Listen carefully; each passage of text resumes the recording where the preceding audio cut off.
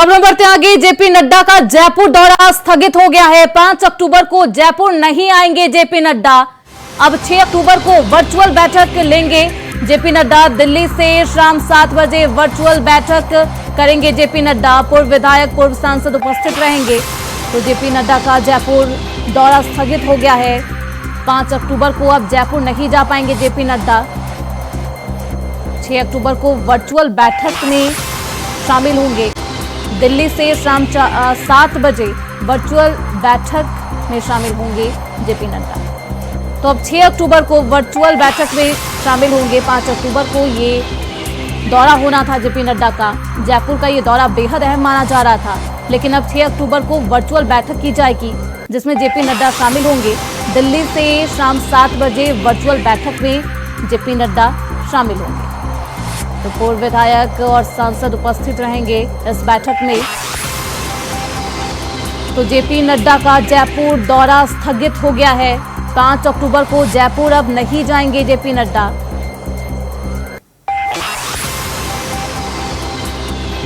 तो अब 6 अक्टूबर को वर्चुअल बैठक के माध्यम से जेपी नड्डा बैठक लेते हुए नजर आएंगे। दिल्ली से शाम 7 बजे वर्चुअल बैठक करेंगे जेपी नड्डा। तो 5 अक्टूबर को जेपी नड्डा का बेहद अहम दौरा जयपुर में होने वाला था, लेकिन वह स्थगित हो गया है। हालांकि वर्चुअल बैठक की जाएगी 6 अक्टूबर को शाम 7 बजे ये बैठक की जानी है। इस बैठक में पूर्व विधायक और सांसद उपस्थित रहेंगे। तो आपको बता दें कि 5 अक्टूबर को जेपी नड्डा का जयपुर दौरा था, जो कि अब स्थगित हो गया है किसी कारणवश। तो अब 6 अक्टूबर को वर्चुअल बैठक करेंगे जेपी नड्डा। इस बैठक की शुरुआत शाम 7 बजे की जाएगी दिल्ली से। तो हमारे साथ हमारे सहयोगी लोकेश, स्टेट कोऑर्डिनेटर, जुड़ चुके हैं फोन लाइन पर। सीधे रुख करते उनकी तरफ। लोकेश, जेपी नड्डा का जयपुर दौरा स्थगित हो गया है, किन कारणों की वजह से दौरा स्थगित किया गया?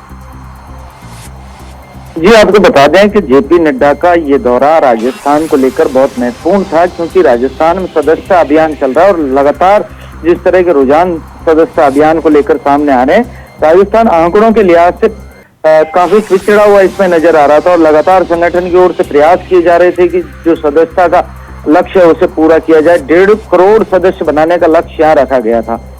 प्रदेश अध्यक्ष लगातार निरंतर प्रयास कर रहे हैं, अलग अलग जिलों के प्रवास पर भी रहे, लेकिन वो जो लक्ष्य है उसका आधा भी अभी तक बीजेपी पूरा नहीं कर पाई थी। इसी को लेकर खुद राष्ट्रीय अध्यक्ष जेपी नड्डा जयपुर आकर कार्यकर्ताओं की बैठक लेने वाले थे, जिसमें तमाम विधायक सांसदों को बुलाया गया था, पूर्व सांसद और विधायकों को बुलाया गया था, साथ ही जो विधायक और सांसद के प्रत्याशी थे उन्हें भी बुलाया गया था।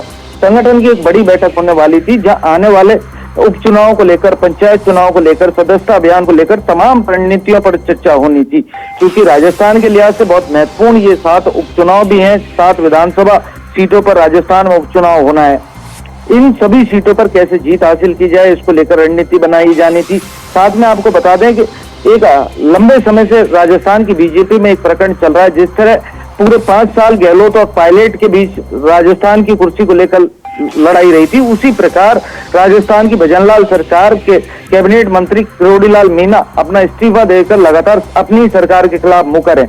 तो संगठन के स्तर पर इसको सुलझाने की लगातार बातचीत हो रही थी। मदन राठौड़ जो राजस्थान के प्रदेश अध्यक्ष हैं, उनका भी बयान आया था कि बहुत जल्दी किरोड़ीलाल मीणा जी को मना लिया जाएगा। लेकिन अब खुद जेपी नड्डा राजस्थान आकर किरोड़ीलाल मीणा से बात करने वाले थे और संगठन में जिस तरह की अंदर चर्चा होने वाली थी कि अब इसका पटाक्षेप हो जाएगा। लेकिन फिलहाल जेपी नड्डा का राजस्थान दौरा कैंसिल हो चुका है। ऐसे में अब ये जो सियासी लड़ाई है या बढ़ती हुई नजर आ रही है, क्योंकि लगातार किरोड़ीलाल मीणा सरकार को घेरने का काम कर रहे हैं, चाहे वो भर्ती परीक्षाओं से जुड़ा हुआ मामला हो या जमीनों पर कब्जे के प्रकरण हो।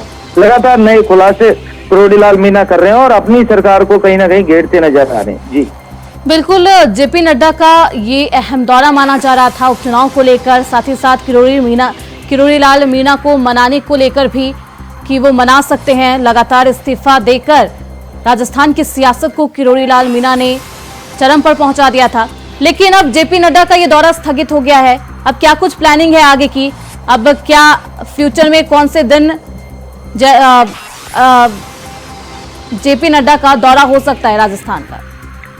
जी, अभी फिलहाल जो कार्यक्रम रखा है सदस्यता अभियान को लेकर, जेपी नड्डा वर्चुअल जुड़ेंगे और तमाम जो बीजेपी के जिला कार्यालय हैं वह ब्लॉक स्तर का कार्यकर्ता इस बैठक से जुड़ेगा। तमाम सुझाव रखे जाएंगे क्यों राजस्थान में जो सदस्यता अभियान का कैंपेन है वो पिछड़ा हुआ है, क्यों लोग राजस्थान में बीजेपी से नहीं जुड़ पा रहे हैं, क्योंकि राजस्थान में डबल इंजन की सरकार है और जिस तरह सत्ता होने के बावजूद, लगातार प्रयासों के बावजूद और कहने के बावजूद जो सदस्यता अभियान है वो अपनी गति नहीं पकड़ पा रहा है। इसको लेकर जेपी नड्डा चर्चा करेंगे। दूसरी तरफ ये भी महत्वपूर्ण है कि लगातार आपको बता दें कि राजस्थान में जितने उपचुनाव जिस समय रहे, विपक्ष में रहते हुए कांग्रेस ने हमेशा उपचुनाव राजस्थान में बीजेपी भराए, तो अब उस परिपाटी को चेंज करने के लिए लगातार राजस्थान की जो बीजेपी वो मेहनत कर रही है कि जो उपचुनाव है राजस्थान के लोकसभा चुनाव में जो 11 सीटें जीती थी अन्य दलों ने, कांग्रेस और उनके गठबंधन ने, वही सब सांसद लोग जब सांसद बन गए तो उनकी विधानसभा सीटें खाली हुई हैं। 2 से 3 सीटें ऐसी हैं जहां विधायकों के असमय मौत के कारण उपचुनाव होने। मात्र एक सीट की बात की जाए सलुम्बर, तो उस सलुम्बर सीट पर जरूर बीजेपी का पक्ष महत्वपूर्ण माना जाता है, पक्ष मजबूत माना जाता है, क्योंकि वहाँ लंबे समय से बीजेपी का काबिज रही है।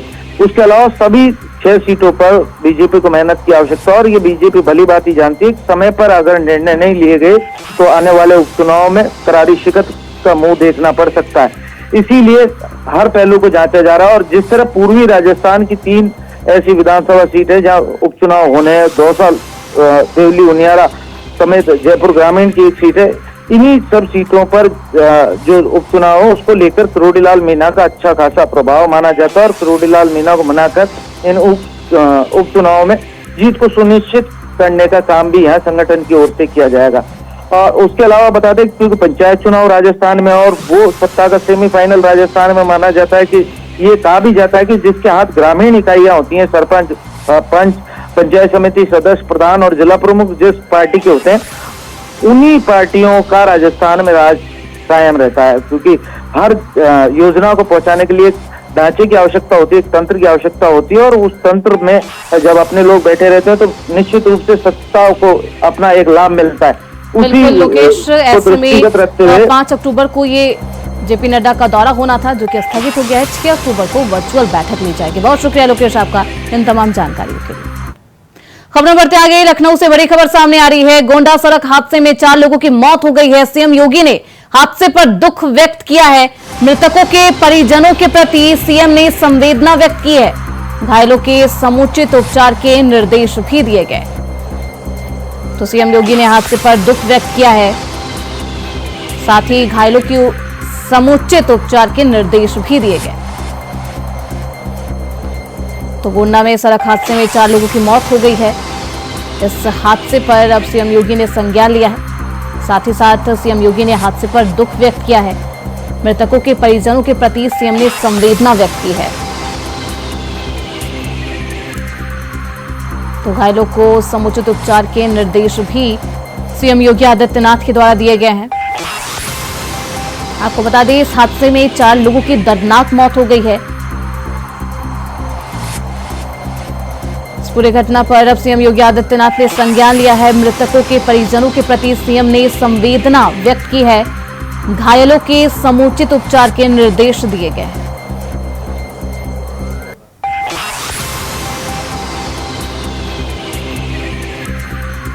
तो सड़क हादसे में 4 लोगों की मौत हो गई है। इस दर्दनाक मौत पर अब सीएम योगी आदित्यनाथ ने संज्ञान लिया है। सीएम योगी आदित्यनाथ ने हादसे पर दुख व्यक्त किया है। मृतकों के परिजनों के प्रति सीएम योगी आदित्यनाथ ने संवेदना व्यक्त की है। साथ ही साथ अधिकारियों को निर्देश दिए गए हैं। घायलों को समुचित उपचार के निर्देश दिए गए हैं। तो मृतकों के परिजनों के प्रति सीएम योगी आदित्यनाथ ने संवेदना व्यक्त की है।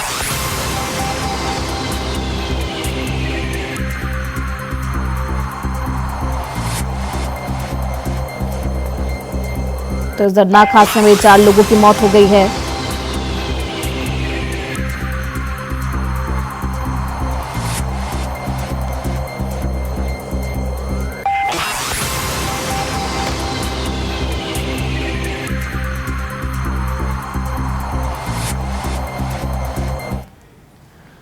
वहीं बुलंदशहर में बड़ा सड़क हादसा हो गया। कैंटर पलटने से यह हादसा हुआ है। सड़कों की हालत बेहद खराब है। सड़कों की खराब हालत से हुआ हादसा, कैंटर पलटने से बाल बाल बचा चालक और कंडक्टर। बुलंदशहर के चीरघर बाईपास पर पलटी कैंटर। तो बुलंदशहर में सड़क हादसा हो गया है।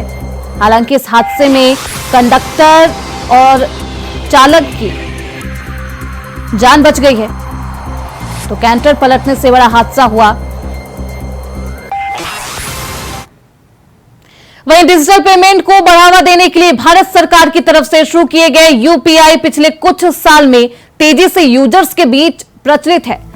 7 समंदर पार भी यूपीआई का डंका बज रहा है। देश के अलावा 7 अन्य देशों में यूपीआई जमकर यूज हो रहे हैं। इसका एक और उदाहरण देखने को मिला जब जमाइका के प्रधानमंत्री एंड्रयू होलनेस ने कहा कि वह डिजिटल पेमेंट सेक्टर में भारत की तकनीकी प्रगति का फायदा उठाकर डिजिटल पेमेंट में साउथ एशियाई देश की सफलता को दोहराना चाहते हैं। तो जमाइका के पीएम ने यूपीआई का प्रयोग किया। वही खबर प्रयागराज से है, जहां पूर्व सांसद कपिल मुनि करवरिया और सूरजभान करवरिया को मिल गई है। दोनों भाइयों को 4 अक्टूबर से 10 अक्टूबर तक की पैरोल मिली है। बता दें कि भाजपा पूर्व विधायक नीलम करवरिया की 13वीं में शामिल होने के लिए उन्हें पैरोल दी गई है। पूर्व सांसद कपिल मुनि और सूरजभान को की पैरोल दी गई है। तो 4 अक्टूबर से 10 अक्टूबर तक की पैरोल दी गई है।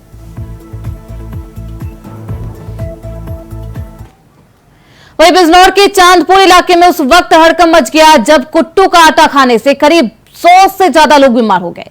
सभी बीमार लोगों को निजी और सरकारी अस्पतालों में भर्ती कराया गया है। 1 दर्जन से ज्यादा गंभीर लोगों को जिला अस्पताल रेफर कर दिया गया है। बड़ी संख्या में लोगों के बीमार होने से प्रशासन में हड़कंप मच गया है। जिले के डीएम, एसपी और सीएमओ ने बीमार लोगों का हालचाल जानने चांदपुर पहुंचे। दरअसल पूरा मामला बिजनौर के चांदपुर इलाके का बताया जा रहा है, जहां शाम के समय कुट्टू के आटे के बनी सामग्री के सेवन से लोगों को उल्टी, दस्त, चक्कर और बेहोशी आने लगी। जैसे जैसे समय बीता वैसे वैसे बीमार होते चले गए लोग। वहीं उनकी हालत भी खराब बताई जा रही है। अब तक करीब 100 से ज्यादा बच्चे, महिलाएं और पुरुष बीमार हो चुके हैं। बिजनौर जिला अस्पताल में करीब 80 लोगों के भर्ती करने का इंतजाम कर दिया गया है। प्रशासन की ओर से बेहतर इलाज कराने के लिए पूरा प्रयास भी किया जा रहा है।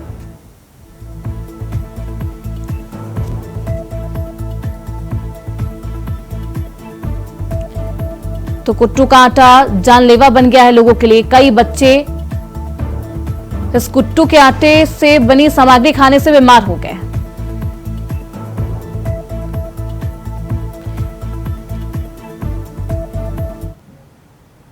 वहीं हरियाणा में फिर से गूंज रहा है यूपी के मंगेश यादव एनकाउंटर का मामला। बता दें कि सपा प्रमुख अखिलेश यादव ने मंगेश यादव एनकाउंटर को लेकर एक बार फिर से बीजेपी पर निशाना साधा है।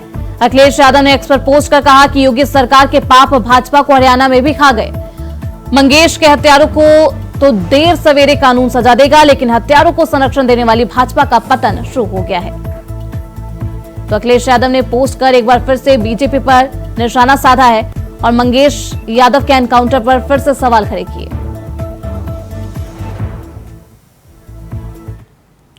वही खबर मेरठ से है, जहां मेट्रो ट्रैक से लाखों का कॉपर तार चोरी हो गया, जो कि कॉरिडोर पर बिछाया गया था। बता दें कि परतापुर थाना क्षेत्र में चोर ने मेट्रो ट्रैक से लाखों के कॉपर की तार चोरी की है और इस वारदात को अंजाम देकर मौके से फरार हो गए। वही सूचना पर पहुंची पुलिस ने जांच पड़ताल भी जुट गई है। मेट्रो ट्रैक से लाखों की कॉपर तार की चोरी से प्रशासन में भी हड़कंप मच गया।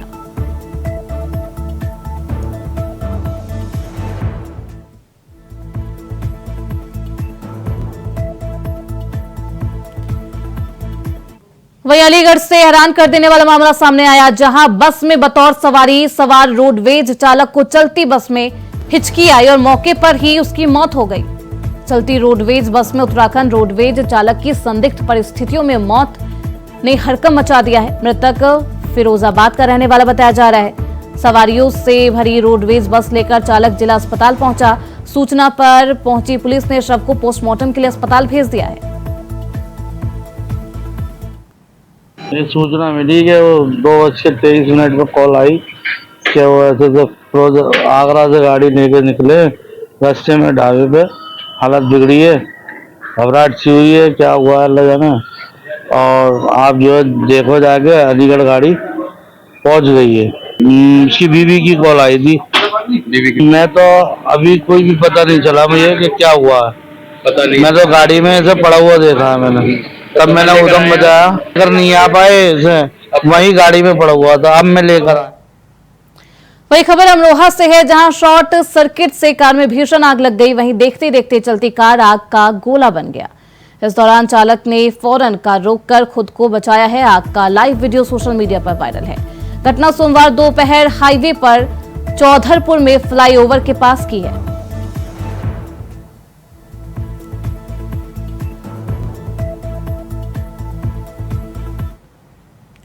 वहीं लखनऊ में जुम्मे की नमाज को लेकर यूपी में हाई अलर्ट है। लखनऊ में विशेष तौर पर रखी जा रही है नजर।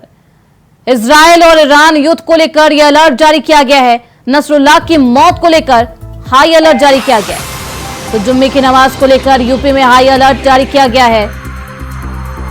नसरुल्लाह की मौत को लेकर यह अलर्ट जारी किया गया है। सीएम योगी आदित्यनाथ ने अधिकारियों को फरमान दिया है। सुरक्षा को लेकर विशेष सतर्कता बरतने के निर्देश दिए गए हैं। सोशल मीडिया पर भी बारीक नजर रखी जा रही है। तो इजरायल और ईरान युद्ध को लेकर अलर्ट जारी किया गया है।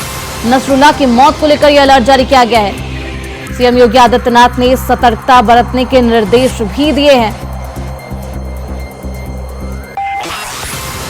आपको बता दें कि चप्पे चप्पे पर नजर रखी जा रही है। वहीं लखनऊ से बड़ी खबर सामने आ रही है। मिर्जापुर सड़क हादसे में 10 की मौत का यह मामला। बीएसपी अध्यक्ष मायावती ने हादसे पर दुख जताया है। पीड़ित परिवारों को समुचित सहायता मिले, मायावती ने यह पोस्ट करके सरकार से अपील की है। बसपा प्रमुख मायावती ने पोस्ट किया है। आपको बता दें 10 लोगों की इस हादसे में मौत हो गई है। मायावती ने पोस्ट कर इस हादसे पर दुख जताया है। एक्स पर कहा सरकार घायलों के समुचित इलाज की इंतजाम कराए और पीड़ित परिवार की सहायता की मांग भी मायावती ने की है। तो इस हादसे में 10 लोगों की मौत हो गई है। तो मिर्जापुर सड़क हादसे में 10 लोगों की मौत हो गई है, जिस पर अब बीएसपी अध्यक्ष मायावती ने पोस्ट कर सरकार से समुचित व्यवस्था की मांग की है।